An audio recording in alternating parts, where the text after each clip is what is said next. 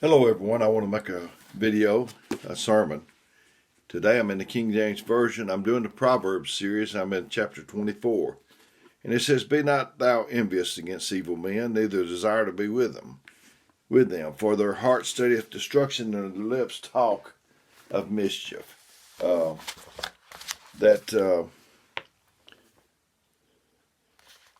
it says, "Through wisdom a house is a house builded, and by understanding it's established. And by knowledge shall the chambers be filled with all precious and pleasant riches." Some people grow up in a house that's not too good. There's anger, and maybe the daddy gets mad and he breaks the china in the cabinets, and then they have to go out and rebuy what he's broken, and it's just pointless and meaningless. You ought to be so happy if that's the way you grew up. I didn't. But anyway, it only fueled my desire for my children to have a happy home. And people that don't have that kind of home, they wish they could. And there you are, maybe taking it for granted. The home, families, that should be a haven of safety and love and support. We should know what it means to truly love others, even if we don't think they deserve it or not. A good home's a blessing beyond words, and that's all I ever wanted. When I was growing up, I didn't know about what was. We didn't go to church, didn't know anything about the Lord much at all, but that's what I wanted, was a peaceful home. Verse 5 and 6 says, "A wise man is strong, yea, a man of knowledge increaseth strength. For by wise counsel thou shalt make war, and in the multitude of counsellors there is safety." If we'll band together, there's no telling what we can get together. There's times in the lives of everyone that we feel like we don't have a chance, that it's sort of like a David and Goliath thing. We're nearly overwhelmed by the immensity of our troubles and what lies ahead for us, and we think, how in the world are we ever going to get over that? And we almost defeated before we get started. But if we turn to the Lord, me and Jesus are a majority. It don't matter what's out there. If He's on my side, we've got the majority. There's nothing on earth that can defeat us if we join up with God. Sometimes you feel defeated before you get started. I've told this different times on these videos, so forgive me for wearing you out with it. But I was a business major. I went to UAH after I got out of the Army, and you had to have 3 math courses. You had to have algebra, trig, and calculus. And I did the algebra, made an A in it, and then it got to trig class, and they were sitting around before the trig class ever started, and one of them said, "What did you make on your ACT in math?" And one of them said a 29, 28, 27, something unbelievable nearly. And I made a 15. I thought, man, what am I doing in here with them? And then they said, "What'd you make on trig in high school?" A minus, B plus. Thought I never took it in high school. I thought, what am I doing in here? But I just went on, and I guess, tried hard because I felt overwhelmed. But there was only one A in that class at the end of the thing, and that was me. She scaled them up, and another girl got an A, but really the only true A in the class, I had that.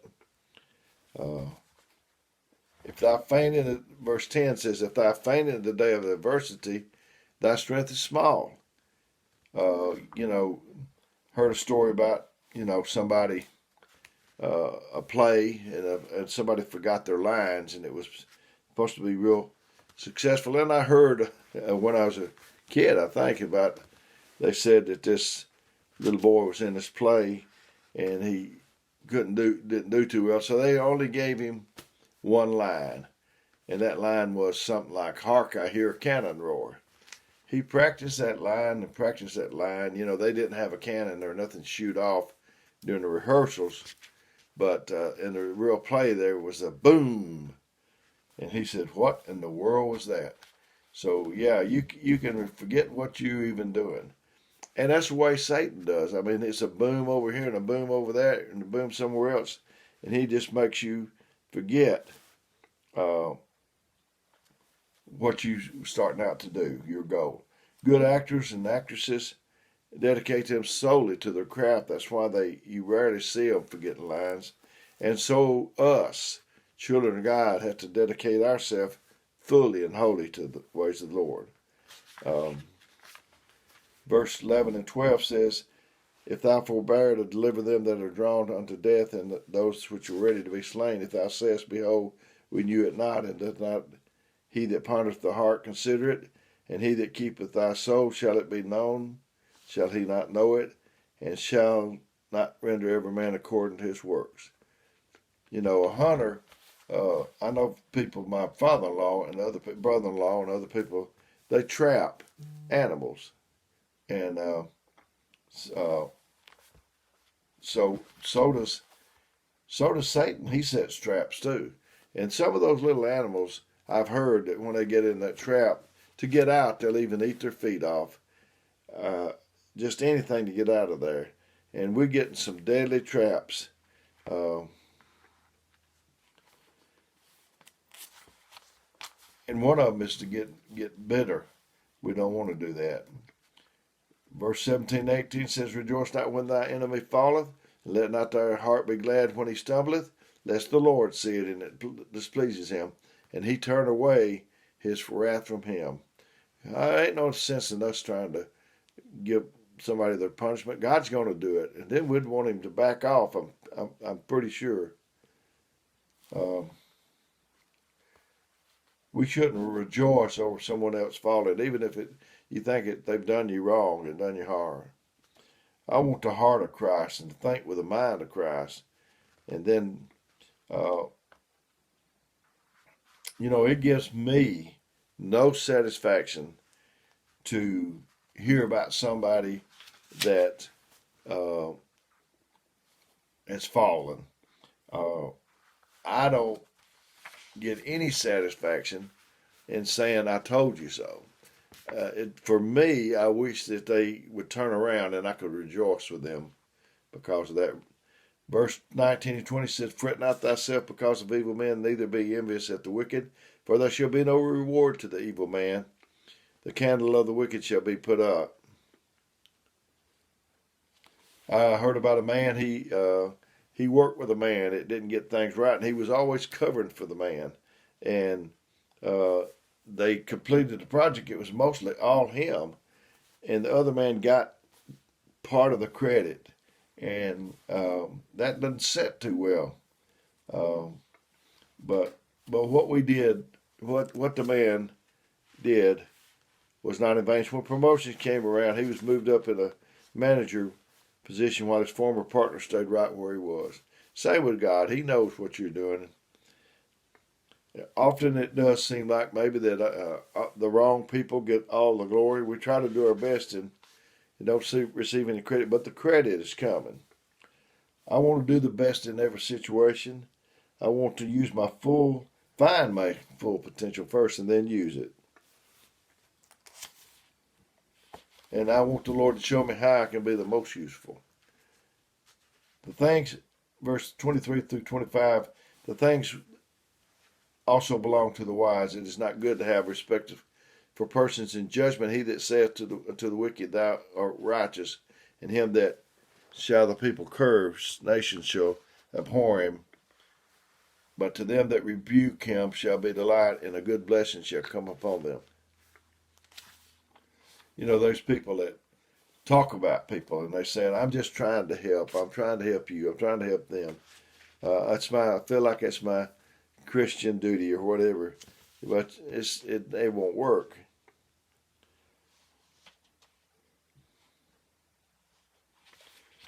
Putting somebody else down doesn't put you up any. And I'm about through. It says, "Be not a witness against thy neighbor without a cause. Deceive not with the lips. Say not, I will do so to him if he has done to me, and I will render to the man according to his work." Verse 28 and 29. You know, people, they think about how can I get even, and that consumes you. Revenge will take over. You want to teach the other person a lesson. You want to make them regret. Uh, if we repay with injury, will that make our injury feel any better? Uh, I don't want to pay back evil with evil, but with good. I want to love my enemies and pray for those that despitefully use me. And I want the Lord to help me to love everyone, whether they love me or not. You know, I used to do pest control, and if you told me to get rid of the mice in your house, I could do it. I might say, "Well, where did you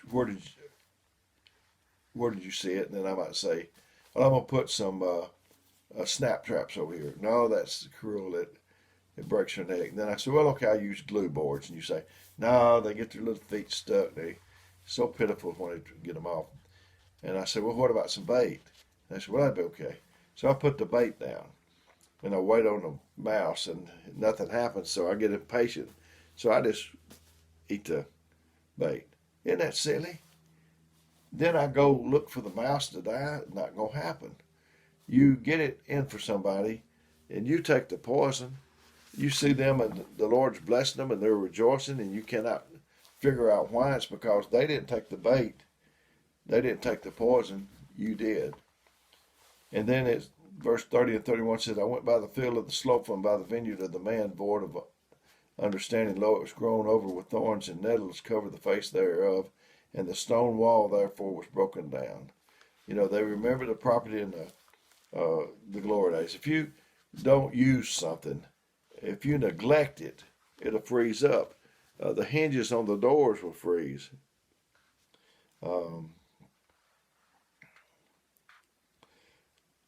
Don't let me neglect, Lord. Let my outside reflect the goodness which you put inside it. You know, some places have been neglected, and you never know that it was a beautiful home at one time. Well, I've enjoyed getting this to you today. I love you very much. I'm going to give you my phone number, 256-508-4410. If you need me, please leave me a message and let me know what you need and who you are so I know a way to contact you back. I'm not doing this to replace you, minister. I'm not doing this to replace you getting to church. That just may somebody be in the nursing home or the hospital or rehab or whatever, or flat on their back with some kind of sickness like corona and can't get to church. And that's who I'm doing it for. So may God bless you until next time is my prayer.